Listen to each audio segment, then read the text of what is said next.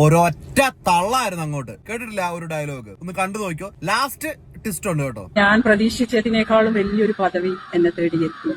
അതിന്റെ സന്തോഷം അറിയിക്കാൻ വേണ്ടി യുണൈറ്റഡ് നേഷൻസ്, ഐക്യരാഷ്ട്രസഭയുടെ international president for human rights, ഐക്യരാഷ്ട്രസഭയുടെ ഇന്റർനാഷണൽ പ്രസിഡന്റ് ഹ്യൂമൻ റൈറ്റ്സിന് വേണ്ടി എന്നെ അപ്പോയിന്റ് ചെയ്തു.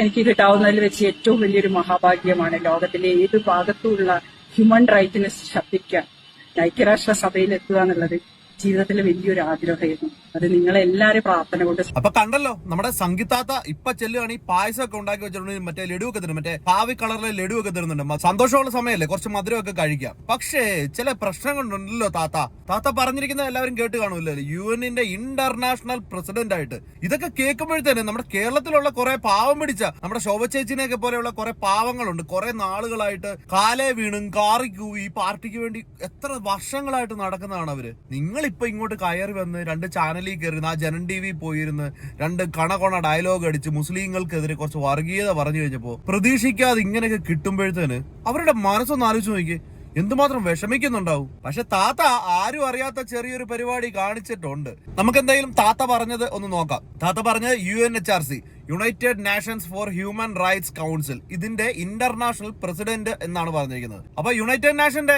ഹെഡ്ക്വാർട്ടേഴ്സ് എന്ന് പറയുന്നത് ജനീവ, സ്വിറ്റ്സർലൻഡിലാണ് ഇതിന്റെ ഹെഡ്ക്വാർട്ടേഴ്സ് എന്ന് പറയുന്നത്. അപ്പൊ നിങ്ങൾ ഈ താഴെ കാണുന്ന ഈ 3 പേരുകൾ 17ാമതായിട്ട് തെരഞ്ഞെടുക്കുന്ന വൈക്ലൈഫ് ബാലക് എന്ന് പറയുന്ന പാർട്ടി, അതായത് ജനുവരി 1, 2023 തൊട്ട് ഡിസംബർ 31, 2023 വരെ, അതായത് ഏകദേശം 1 വർഷത്തോളമാണ് ഈ പ്രസിഡന്റ് ആയിട്ട് തെരഞ്ഞെടുക്കുന്ന ആൾക്കുള്ള ഒരു കാലാവധി എന്ന് പറയുന്നത്. അത് കഴിഞ്ഞിട്ട് 2024 തെരഞ്ഞെടുത്ത ആളാണ് ഒമർ സ്നിബർ എന്ന് പറയുന്ന ആള്. ജനുവരി 10 തൊട്ട് ഡിസംബർ 31 വരെ, ഡിസംബർ 2024 തെരഞ്ഞെടുത്തത്. അങ്ങനെ 2024 ഡിസംബറിലാണ് അടുത്ത തെരഞ്ഞെടുപ്പ് വന്നത്. ജനുവരി 1, 2025 മുതൽ ഇപ്പൊ കറണ്ട് വർഷത്തിൽ നടന്നു പോകുന്ന ആള് ജെർഗ് ലൗബറോ. ആ പേരൊക്കെ വായിക്കാൻ ഇച്ചിരി വലിയ ബുദ്ധിമുട്ടാണ്. നമുക്ക് അത്രയുള്ള വിദ്യാഭ്യാസമൊക്കെ ഉള്ളൂ. ഇനി അതിന്റെ പേര് വന്ന് കമന്റിൽ കിടന്നിട്ട് തൂറാനായിട്ട് നിൽക്കണ്ട.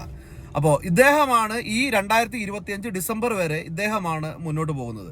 ഇനി 2025 ഡിസംബറിലാണ് അടുത്ത തെരഞ്ഞെടുപ്പ് വരുന്നത്. അപ്പൊ ചേച്ചീനെ ആരെങ്കിലും പറഞ്ഞു പറ്റിച്ചതാണോ? ചേച്ചി മറ്റേ അങ്ങോട്ട് തള്ളിയതാണോ? പക്ഷെ തള്ളിയതാണെന്നുണ്ടെങ്കിൽ ചേച്ചി അത് ഭയങ്കര മോശമായി പോയി കേട്ടോ. ഇപ്പൊ കുറെ ആളുകളുടെ നെഞ്ചിൽ തീയായിട്ട് നടക്കുന്നുണ്ട്.